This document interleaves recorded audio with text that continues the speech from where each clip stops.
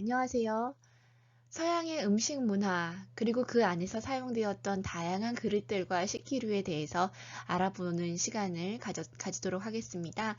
오늘은 그 안에서도 포크, 나이프, 그리고 스푼에 대해서 알아볼까요? 지금 화면상에 보이는 포크와 나이프들은 도대체 언제부터 널리 사용하기 시작했을까요? 오른쪽에 보이시는 저 U자형의 그 그림 안엔 대규모 연회가 열리고 있습니다. 아주 많은 사람들이 테이블 양쪽으로 앉아 있고요. 그리고 그 정 한가운데 이 연회를 주최하는 인물이 앉아 있습니다. 아마도 왕으로 여겨지는데요. 많은 귀족들을 이렇게 대규모 연회장에 초대를 하고 그들을 위해서 코스 요리로 대접을 하면서 많은 그릇들 그리고 포크, 나이프들이 동원이 되었겠죠. 그 안에서 아주 분주하게 서빙을 하는 하인들의 모습도 보입니다. 우리가 서양의 음식 문화 하면은 대체적으로 이런 모습을 떠올리죠. 이렇게 원형과 아니면 직사각형의 식탁에 다양하게 올라간 그 그릇들, 그리고 종류를 정확히 알 수 없지만 어쨌든 다양한 음료를 담았던 저런 컵들, 유리잔들이 있습니다. 저런 유리잔 글래스들과 이런 플레이트 접시들, 그리고 숟가락, 스푼, 포크, 나이프를 이렇게 배치하는 이런 서양식의 음식 문화는 도대체 언제부터 자리 잡게 된 것? 아까 봤던 그런 연회 장면을 다시 볼까요? 1755년도에 그려진 이 연회의 장면에서는 주인공은 바로 여기 이 U자형 식탁의 정 가운데 이렇게 있습니다. 그리고 좌우로 대칭을 이루고 있죠, 손님들이. 이 초대받은 이 귀족들의 모습에서 이 연회가 얼마나 호화롭게 이루어졌고 이것을 기념하기 위해서 이 그림이 그려졌는지 알 수가 있습니다. 그리고 부산스럽게 진짜 오가면서 서빙을 하는 이 하인들의 모습, 거기에 개들, 귀족이 데리고 온 개들일까요? 개들이 또 이렇게 오가면서 즐거움을 주고 있습니다. 이렇게 즐겁고 이런 화려한 이런 연회의 장면에 있는 가장 가운데 놓여 있는 것들이 바로 이런 U자형의 테이블입니다. 이 테이블 위에 갖가지 그릇들이 올려져 있고요. 색깔로 보아서는 도자기 그릇인 것 같아요. 도자기 그릇 가운데 센터피스에 이런 메인 디쉬들이 있고, 그리고 그 각각의 그 초대받은 손님들 앞으로 작은 그 그릇들이 놓여져 있습니다. 음식을 덜어 먹기 위한 용도인 거죠. 그리고 그 옆에 이제 숟가락, 포크, 그 나이프를 사용해서 음식을 먹는 장면들을 볼 수가 있죠.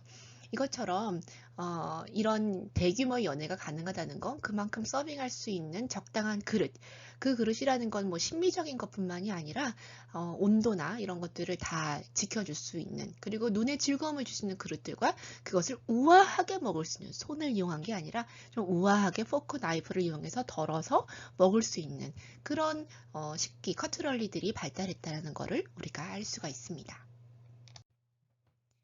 네, 지금 보이시는 화면이 1800년대에 있었던 어떤 8인의 식테이블 세팅의 모습입니다. 네, 가운데에 센터피스가 있고 그 위에 과일이 올려져 있고요. 그리고 메인 디쉬들이 그 앞에 놓여져 있습니다. 각각의 플레이트에서 그 앞에 있는 그 음식들을 서빙을 받으면서 식사를 했겠죠. 네, 그 플레이트의 양 옆에는 포크와 스푼이 자리 잡고 있습니다. 네, 지금은 중세 시대에 있었던 테이블 세팅의 장면을 보실 수 있습니다. 방금 전에 보셨던 그런 장면에 비해서 테이블 세팅이 매우 좀 간략하죠? 그렇게 둥그렇게 모여 있거나 좌우 대칭이 멋지게 되어 있는 모습이 아니라 그냥 그저 음식이 나오는 대로 이렇게 늘어놓고, 그리고 심지어 도구로서는 저게 식칼인지 아닌지 알 수 없는 도구로 어떤 걸 자르려고 하는 모습을 볼 수 있습니다. 그리고 테이블 위에 숟가락, 스푼과 포크도 잘 보이지 않고요. 분명히 성직자와 귀족들의 모습인 것 같은데, 그런 모습 속에서 왕의 모습도 보이고요. 그런 모습 속에서 어떤 근사한 테이블 세팅이 나오지 않는 것은 우리가 이렇게 일반적으로 알고 있는 그런 유럽의 테이블 세팅과는 다른 모습으로 보여져 있는 걸 확인하실 수 있습니다. 이처럼 또 포크와 나이프가 없기 때문에 마치 손으로 먹을 것 같은 그런 느낌을 주고 있어요. 뭐 손가락이 이렇게 테이블 위에 올라와 있다거나 그런 모습들 속에서 분명히 이 중세 시대와 그리고 16세기를 거쳐서 17, 18세기는 다른 테이블 문화를 갖고 있구나라는 걸 우리가 알 수 있습니다. 중세 시대의 또 다른 장면 중에 하나예요. 아까처럼 긴 테이블 위에 사람들이 이렇게 나란히 대칭으로 앉아 있는 건 비슷한데, 가운데 놓여 있는 음식이라든가 아니면 양 옆에 있는 그릇들나 아니면 숟가락 같은 스푼의 모습을 보면은 그렇게 화려한 어떤 정찬의 형식처럼 우리가 알고 있는 모습은 아닌 것 같아요. 물론 이 그림 역시 큰 연회의 장면인 것 같습니다만 보시면 가운데에 이제 이 서빙을 하는 사람이 큰 나이프로 뭔가를 자르려고 하고 있고요. 그리고 딱 가운데 주인공으로 보이는 인물이 놓여 있는데 특별하게 어떤 그 코스 요리로 나오는 그런 모습이라기보다는 그냥 큰 접시를 메인 디쉬로 가운데 놓고 사람들이 이렇게 숟가락으로 퍼먹거나 아니면은 주인공 정도가 이제 메인 디쉬에서 나이프를 갖추고 있는 그런 모습으로 이제 해석을 할 수가 있죠. 지금 말씀드리는 이 테이블웨어라고 계속 말씀을 드리는데 이 테이블웨어나 뭐 플랫웨어 같은 이런 것들은 우리가 흔히 그 서양의 음식 문화에서 사용하는 어떤 식기류를 총칭해서 쓰고 있습니다. 즉, 뭐 음식을 담는 그런 그릇류뿐만 아니라 어떤 서빙용 그런 도구들이라든가 아니면 뭐 소금 용기, 후추 용기까지도 이런 테이블웨어나 플랫웨어라고 말을 하죠. 그런데 이런 요 다양한 도구들이 등장한 것이 사실은 아주 뭐 예전 고대나 아니면 중세 시대부터가 아니라 그런 세트 개념, 즉 도구까지 일괄로 쫙 갖춰가지고 식사를 하고 손님들을 초대해서 만찬과 연회를 열고 하는 형태는 거의 그 17, 18세기 그리고 뭐 19세기 정도가 돼야지 아주 일반적으로 확산이 된다고 볼 수 있습니다. 그리고 오늘 보는 지금 이런 커트럴리라고 하는 나이프, 스푼, 즉 자르는 도구뿐만이 아니라 이런 나이프나 포크뿐만이 아니라 스푼도 이제 어떤 그런 우리 입으로 떠 넣는 형태의 도구들을 그런 용도의 도구들을 커트럴리라고 하고요. 그 중에서도 실버로 만든 것들이 상당히 고급품으로 남아있기 때문에 그런 걸 실버웨어라고 부르고 있죠. 그러면 우리 나이프와 오타가 있네요. 포크에 대해서 알아보도록 하죠. 나이프와 포크는 흔히 하는 말로 그 경쟁자, 동반자이자 경쟁자라고 얘기를 해요. 우리가 딱 보면은 포크와 나이프는 마치 한 쌍인 것 같지만 서로 이렇게 하나는 눌러주고 하나는 그걸 누른 것을 지지대 삼아서 자르는 역할을 하는 거죠. 그래서 동반자의 관계인 것 같기도 하지만 또 서로 다른 반대 역할을 하기 때문에 경쟁자 역할이라고도 이야기가 되고 있습니다. 포크와 나이프는 한 쌍인데 이런 포크와 나이프가 점점 17세기 지나서 점점점 더 그 미적인 아름다운 것을 추구하는 그런 요구들이 늘어남에 따라서 포크와 나이프가 실생활 용기이기도 하지만 또 정성스럽게 만들어서 테이프를 아름답게 꾸며주는 그런 일종의 작품처럼 그렇게 아름답게 만들기도 합니다.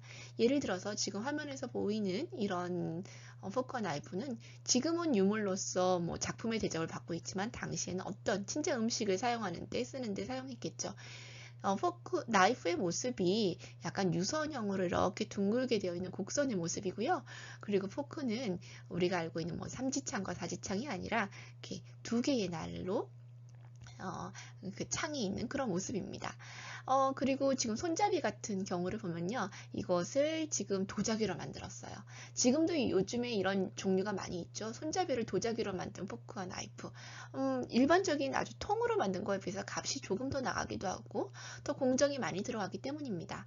이걸 만들 때는요. 지금 가운데 보이는 저런 원형의 환형의 저런 곳에다가 이렇게 나사를 넣어서 빙빙빙 돌려서 결합을 시키는 거죠. 그래서 손잡이를 만드는 회사와 저런 날을 만드는 회사가 다른 경우가 많습니다. 예를 들어서 이 저런 나이프 같은 경우는 말이죠.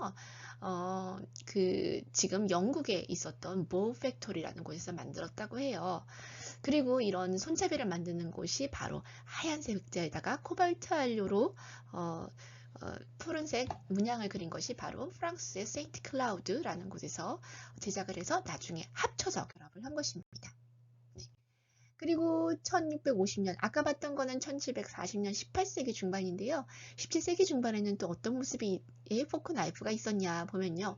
아까 그 중세 시대에는 뭐 제대로 된 포크 나이프를 막 번듯하게 쓰던 모습이 아니었는데 불구하고 17세기가 되면은 이렇게 고급스러운 포크 나이프를 휴대용으로 들고 다니는 모습을 볼 수 있습니다. 지금 그 동물의 가죽으로 만든 이런 케이스 안에 어떤 동물의 가죽의 형태를 그대로 살린 형태인 것 같아요. 그런 케이스 안에 경첩을 달아서 뚜껑을 열고 닫게 만들었습니다. 아주 기능적이면서도 아주 아름다운 모습이죠. 그리고 그 옆에 보시면은 포크와 나이프가 있는데 포크가 두 종류가 있습니다.